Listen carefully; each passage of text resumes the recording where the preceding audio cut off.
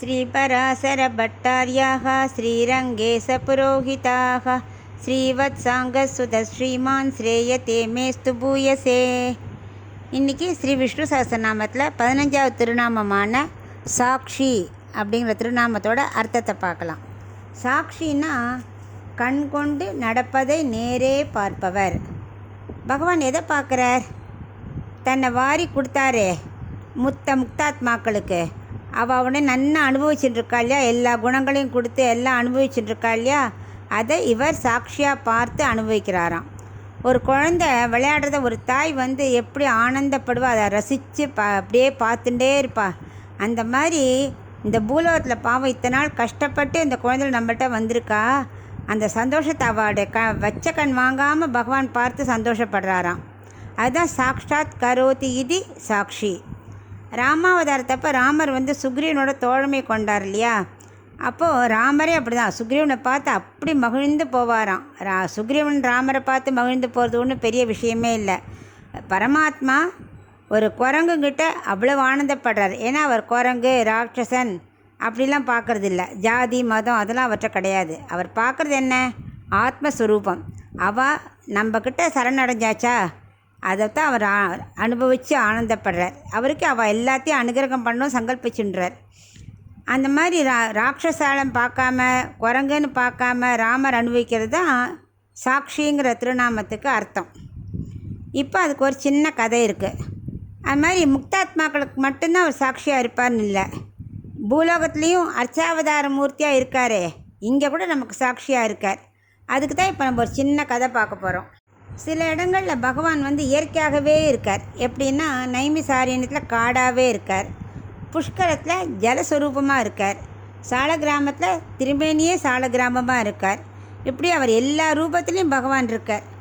அப்போ அந்த இடத்துல கானவர் ஒரு முனிவர் வந்தார் நைமிசாரண்யத்துக்கு. அவர் நித்திய கர்மா பண்ணின்னு இருக்கும்போது அவருக்கு திடீர்னு ஒரு சந்தேகம், நம்ம பண்ணுற காரியத்துக்கெல்லாம் யார் சாட்சியாக இருப்பா, எப்படி பகவான் சாட்சியாக பார்ப்பார் அப்படின்னு ஒரு சந்தேகம் வந்துடுது. அப்போ அங்கே இருக்கிற ஒரு முனிவர்கிட்ட கேட்டாராம். அவர் சொன்னார், இதுக்கு சரியான பதில் கிடைக்கணுமானா நீங்கள் மதுரகவி ஆழ்வாரை பார்க்கணும். அவர் இப்போ திருக்கரங்குடியில் இருக்கார், அங்கே போங்க அப்படின்னா. அவர் அங்கேருந்து திருக்கரங்குடி வந்தார். மதுரகவிட்ட கேட்டார். மதுரகவி சொன்னார், நம்ம செய்கிற ஒவ்வொரு காரியத்துக்கும் பகவான் சாட்சியாக இருக்காருங்கிறத சொல்கிறதுக்கு என்னை விட நம்மாழ்வார் தான் கரெக்டாக சொல்லுவார், நம்மாழ்வாரை நம்ம கேட்கலாம் அப்படின்னு அவர்கிட்ட கேட்டார். அதுக்கு நம்மாழ்வார் சொன்னார், நீங்கள் இதுக்கு தென்திருப்பேரை தான் போகணும். திவ்ய கஷேத்திரத்தில் ஒன்றான நவத்திருப்பதியில் ஒன்றான தென்திருப்பேரைக்கு போங்கோ, உங்களுக்கு அதுக்கு சரியான விடை கிடைக்கும் அப்படின்னார். தென்திருப்பேரை பகவான் அவர் பெருமாள் பேர் மகர நெடுங்குழை காதர். பெருமாள் எப்போவுமே கருட சன்னதி எழுத்தாப்பில், பெருமாள் சன்னதிக்கு எழுத்தாப்பில் தானே கருட சன்னதி இருக்கும். அது ஏன்னாக்க அவர் தன் வாசலில் தன்னை நேர கருடனை பார்த்து வேதஸ்வரூபியாச்சே கருடன், அதை பார்த்து அப்படியே மகிழ்ந்து பாரான். அவருக்கு கருடன் தான் கண்ணாடி. நம்மளை மாதிரி முகம் பார்க்க அழகு பார்க்குற கண்ணாடி இல்லை அவருக்கு வேதஸ்வரூபி தான் கண்ணாடி. அதனால தான் அந்த கருடனுக்கு ஆதர்ஷ கருடன்னே பேர். பொதுவாகவே வாசலில் நேர கருட சன்னதி இருக்கிறனால நம்ம வெளியிலேருந்தே பெருமாளை சேவிக்க முடியாது, ஏன்னா கருடன் மறைச்சுன்னு இருப்பார். இந்த சன்னதியில் கருடன் கொஞ்சம் நகர்ந்து இருந்தார். அதை பார்த்தோன்னே கானவர் கேட்குறார் கருடன்ட்ட, ஏன் இந்த சன்னதியில் கொஞ்சம் நகர்ந்து இருக்கே அப்படின்னு கருடன்ட்ட கேட்குறார். அதுக்கு அவர் சொல்கிறார், நம்மாழ்வார் பாடியிருக்காரே பாசுரம், வேத ஒலி விழா ஒலி பிள்ளை குழா விளையாடும் ஒலியும் ஆரா திருப்பேரை அப்படின்னு பாசுரம் பாடியிருக்கா இல்லையா? அதுதான் இங்கே காரணம். அங்கே வாசலில் குழந்தைகள்லாம் விளையாடின்னு இருக்கா இல்லையா? அவள் எப்போவுமே என்ன பண்ணுவா, சின்ன வயசுலேயே அவள் வேதம் பிரபந்தம்லாம் கற்றுண்டவா. அவள் விளையாடும்போது சடுகுடு கபடின்னு சொல்லி விளையாட மாட்டா, வேதத்தையும் பாசுரத்தையும் சொல்லி சொல்லி விளையாடுவா. அதை பார்த்துன்னு பெருமாள் அப்படியே ரசித்து கேட்டு கடாட்சிச்சுட்டே இருப்பாராம் குழந்தைகளுக்கு. அந்த குழந்தைல கடாட்சிக்கத்தான் அவர் சொல்லிட்டார், என்ன கொஞ்சம் நகர்ந்து இருக்க சொல்லி அப்படின்னாராம். இதில் என்ன தாத்பரியம்னா, அந்த குழந்தைகளுக்கு மட்டும் அவர் கடாட்சிக்கலை, ஏன்னா வாழ்க்கையே ஒரு விளையாட்டு தானே. நம்ம இந்த பூமியில் விளையாட விட்டுட்டு நமக்கு சாட்சியாக இருக்கிறவர் அவர் தான்.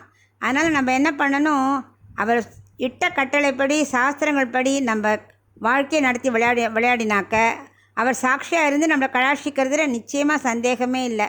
அதனால் நம்ம தினமுமே சாக்ஷின் ஏ நமக்கு அப்படி சொல்லின்னு வந்தோமானா நம்ம நினச்ச எல்லா நிகழ்வுகளுக்கும் அவர் சாட்சியாக இருக்கார் இல்லையா, அதனால் நம்ம அவர் கடாட்சம் கிடைக்கும் நமக்கு அப்படிங்கிற சந்தேகமே இல்லை. அதுதான் இந்த திருநாமத்தோட அர்த்தம்.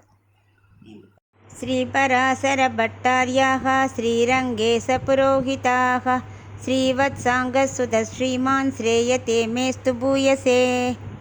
இன்றைக்கி ஸ்ரீ விஷ்ணு சஹஸ்ரநாமத்தில் 15வது திருநாமமான சாக்ஷி அப்படிங்கிற திருநாமத்தோட அர்த்தத்தை பார்க்கலாம். சாக்ஷின்னா கண் கொண்டு நடப்பதை நேரே பார்ப்பவர். பகவான் எதை பார்க்குறார்? தன்னை வாரி கொடுத்தாரே முக்தாத்மாக்களுக்கு, அவனை நன்னா அனுபவிச்சுட்டுருக்கா இல்லையா, எல்லா குணங்களையும் கொடுத்து எல்லாம் அனுபவிச்சுட்டுருக்கா இல்லையா, அதை இவர் சாட்சியாக பார்த்து அனுபவிக்கிறாராம். ஒரு குழந்தை விளையாடுறத ஒரு தாய் வந்து எப்படி ஆனந்தப்படுவா, அதை ரசித்து அப்படியே பார்த்துட்டே இருப்பா. அந்த மாதிரி இந்த பூலோகத்தில் பாவம் இத்தனை நாள் கஷ்டப்பட்டு இந்த குழந்தைகள் நம்மள்கிட்ட வந்திருக்கா. அந்த சந்தோஷத்தை அவளுடைய வச்ச கண் வாங்காமல் பகவான் பார்த்து சந்தோஷப்படுறாராம். அதுதான் சாக்ஷாத் கரோதி இது சாக்ஷி. ராமாவதாரத்தப்போ ராமர் வந்து சுக்ரீவனோட தோழமை கொண்டார் இல்லையா, அப்போது ராமரே அப்படி தான் சுக்ரீவனை பார்த்து அப்படி மகிழ்ந்து போவாராம். சுக்ரீவன் ராமரை பார்த்து மகிழ்ந்து போகிறது ஒன்றும் பெரிய விஷயமே இல்லை. பரமாத்மா ஒரு குரங்குங்கிட்ட அவ்வளோ ஆனந்தப்படுறார். ஏன்னா அவர் குரங்கு ராட்சசன் அப்படிலாம் பார்க்குறதில்ல, ஜாதி மதம் அதெல்லாம் அவற்றை கிடையாது. அவர் பார்க்குறது என்ன? ஆத்மஸ்வரூபம். அவள் நம்மக்கிட்ட சரணடைஞ்சாச்சா, அதைத்தான் அவர் அனுபவித்து ஆனந்தப்படுறார். அவருக்கு அவள் எல்லாத்தையும் அனுகிரகம் பண்ணணும் சங்கல்பிச்சுன்றார். அந்த மாதிரி ராட்சசாலம் பார்க்காம குரங்குன்னு பார்க்காம ராமர் அனுபவிக்கிறது தான் சாக்ஷிங்கிற திருநாமத்துக்கு அர்த்தம். இப்போ அதுக்கு ஒரு சின்ன கதை இருக்குது. அது மாதிரி முக்தாத்மாக்களுக்கு மட்டும்தான் அவர் சாட்சியாக இருப்பார்னு இல்லை, பூலோகத்துலேயும் அர்ச்சாவதார மூர்த்தியாக இருக்காரே, இங்கே கூட நமக்கு சாட்சியாக இருக்கார். அதுக்கு தான் இப்போ நம்ம ஒரு சின்ன கதை பார்க்க போகிறோம். சில இடங்களில் பகவான் வந்து இயற்கையாகவே இருக்கார். எப்படின்னா நைமிசாரண்யத்தில் காடாகவே இருக்கார், புஷ்கரத்தில் ஜலஸ்வரூபமாக இருக்கார், சால கிராமத்தில் திருமேனியே சால கிராமமாக இருக்கார். இப்படி அவர் எல்லா ரூபத்துலேயும் பகவான் இருக்கார். அப்போ அந்த இடத்துல வந்து கானவர் ஒரு முனிவர் வந்தார் நைமிசாரண்யத்துக்கு. அவர் நித்திய கர்மா பண்ணின்னு இருக்கும்போது அவருக்கு திடீர்னு ஒரு சந்தேகம், நம்ம பண்ணுற காரியத்துக்கெல்லாம் யார் சாட்சியாக இருப்பா, எப்படி பகவான் சாட்சியாக பார்ப்பார் அப்படின்னு ஒரு சந்தேகம் வந்துடுது. அப்போ அங்கே இருக்கிற ஒரு முனிவர்கிட்ட கேட்டாராம். அவர் சொன்னார், இதுக்கு வந்து சரியான பதில் கிடைக்கணுமானா நீங்கள் மதுரகவி ஆழ்வாரை பார்க்கணும், அவர் இப்போ திருக்கரங்குடியில் இருக்கார், அங்கே போங்க அப்படின்னா. அவர் அங்கேருந்து திருக்கரங்குடி வந்தார். வந்து மதுரகவிட்ட கேட்டார். மதுரகவி சொன்னார், நம்ம செய்கிற ஒவ்வொரு காரியத்துக்கும் பகவான் சாட்சியாக இருக்காருங்கிறத சொல்கிறதுக்கு என்னை விட நம்மாழ்வார் தான் கரெக்டாக சொல்லுவார், நம்மாழ்வாரை நம்ம கேட்கலாம் அப்படின்னு அவர்கிட்ட கேட்டார்.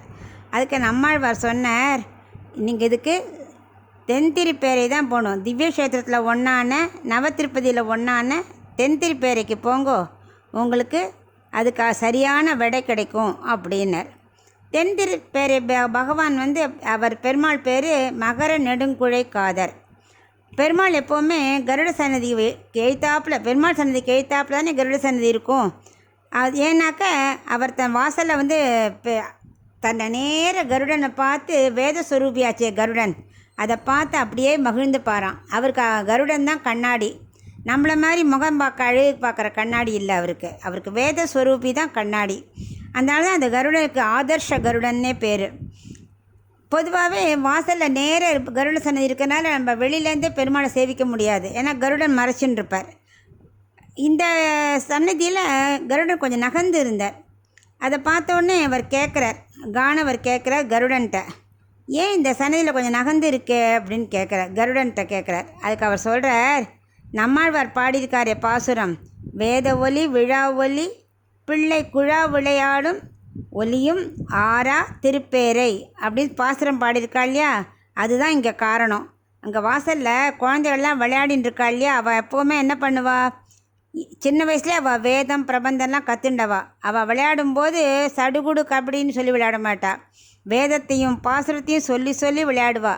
அதை பார்த்துன்னு பெருமாள் அப்படியே ரசித்து கேட்டு கடாட்சிச்சுட்டே இருப்பாராம் குழந்தைகளுக்கு.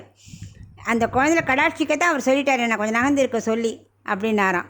இதில் என்ன தாத்பரியம்னா, அந்த குழந்தைகளுக்கு மட்டும் அவர் கடாட்சிக்கலை, ஏன்னா வாழ்க்கையே ஒரு விளையாட்டு தானே.